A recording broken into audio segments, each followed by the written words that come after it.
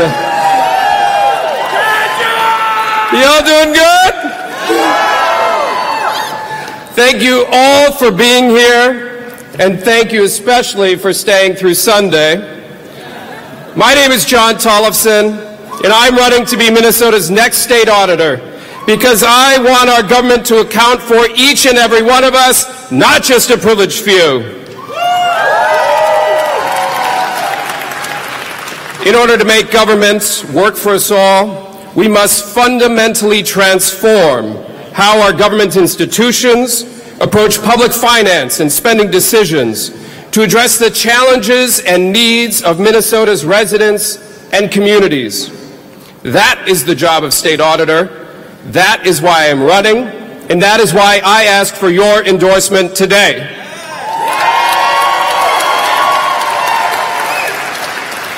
There is a reason this office is elected and not appointed. The state auditor is the taxpayer's top watchdog and advocate. The auditor oversees $20 billion in local government spending each year that is supposed to be reinvested into our communities so we can all thrive. Most people know that the job of the state auditor is to ensure that our local governments are doing things right. But not everyone knows that the auditor also has the authority to help make sure our local governments are doing the right things. Good government is about more than just efficiencies and good accounting principles. It is about people. But when investments in our economy, our schools, our healthcare, our environment, our workers, and our justice system are treated as little more than numbers and statistics, and when accountability for those investments is treated as little more than collecting data and balancing spreadsheets, we are no longer making government about people, we are making government about money. I grew up in Hopkins, Minnesota. My parents both grew up in Brainerd, Minnesota. My great-grandpa was an IBEW electrical worker in the mines in Crosby. My grandpa owned a tire shop on Main Street in downtown Brainerd. In those days, if you lived in greater Minnesota, you could have a good job and provide a good life for your family. That was because taxpayer dollars from hardworking Minnesotans were reinvested back into our communities and into our economy. But when our government stopped investing our tax dollars back into Minnesotans and instead began investing in multinational conglomerates and corporate agribusiness, our jobs and tax bases in greater Minnesota began eroding, and those communities began to struggle.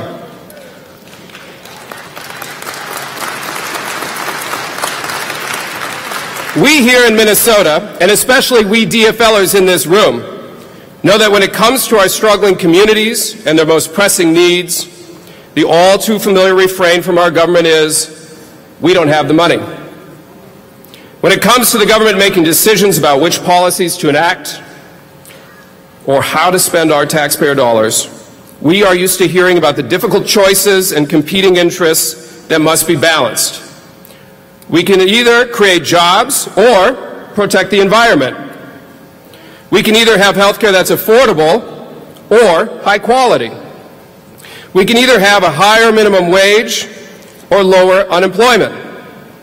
We can either have public safety or police accountability. We can either help rural Minnesota or urban Minnesota. We need both.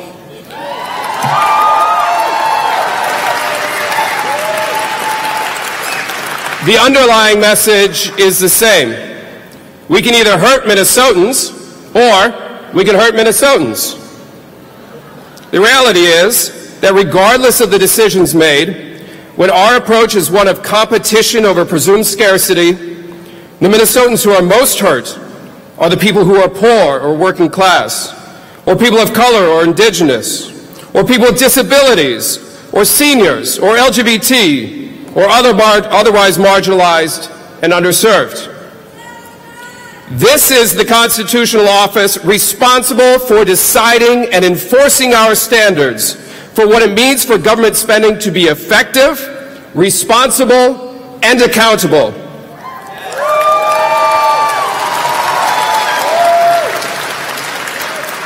I believe the state auditor can either institutionalize and normalize the social and economic inequities in our state, or they can expose and disrupt them.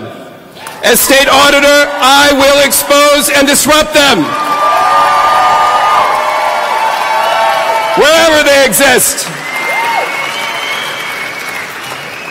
The way the auditor approaches accountability shapes the way local governments make decisions about how to invest resources and deliver services to Minnesotans.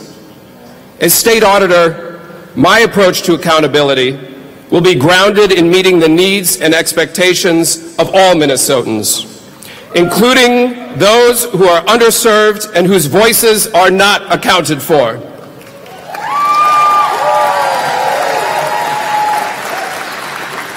I work at the Minnesota Nurses Association,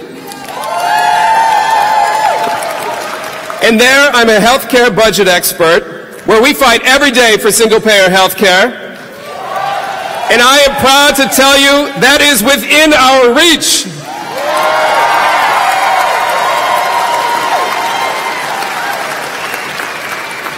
And it's within our reach because Minnesota's nurses and other progressive advocates have long recognized that health care is not a zero-sum game.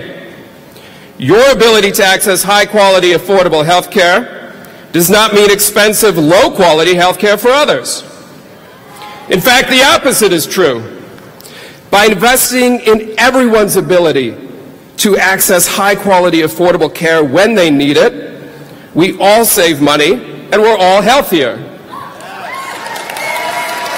It's more efficient, it's more effective, and it's more equitable. As a public economist, I can tell you that the problem with the myth of scarcity is that it's more supported by political illusion than economic reality. You know that.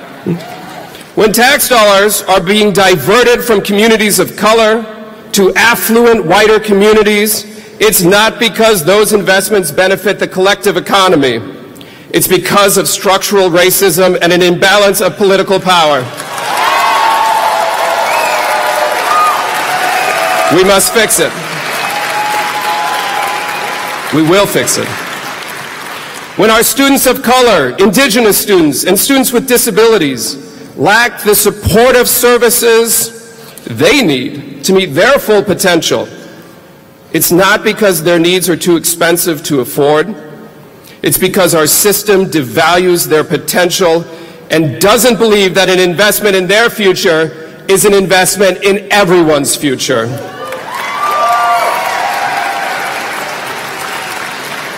When those who have fallen victim to the opioid crisis created by the pharmaceutical industry end up in prison rather than at a treatment facility, it's not because it's more cost-effective or because it reduces addiction or crime. It's because our system chooses to treat addicts like criminals while continuing to subsidize the corporations that knowingly got them addicted to drugs in the first place. It's not right. You know it. You know it's true.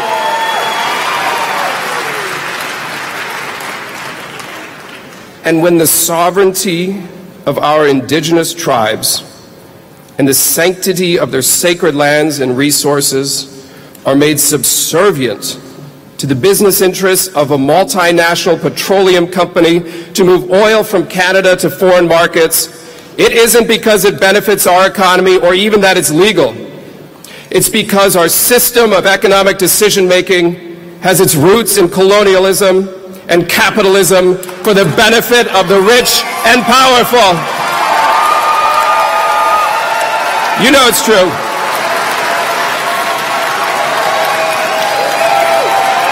We must fix that. This is not news to any of you here in this room. You know we can do better, and together we will do better. You're here today because you know that the numbers and data and the accounting used by our government do not always align with the truth and the reality that is experienced by most Minnesotans.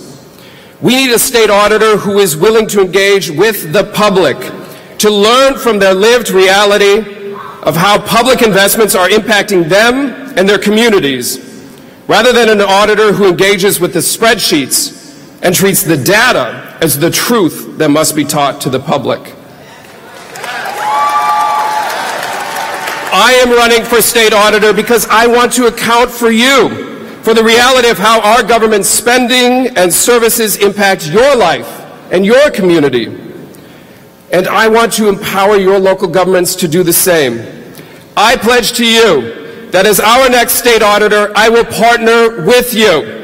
I will engage with your community, and I will amplify our collective voice as Minnesotans to ensure that our government accounts for everyone, because every single one of us counts. My name is Jon Tollefson, and I ask for your endorsement so we can achieve that vision together. Thank you. Thank you.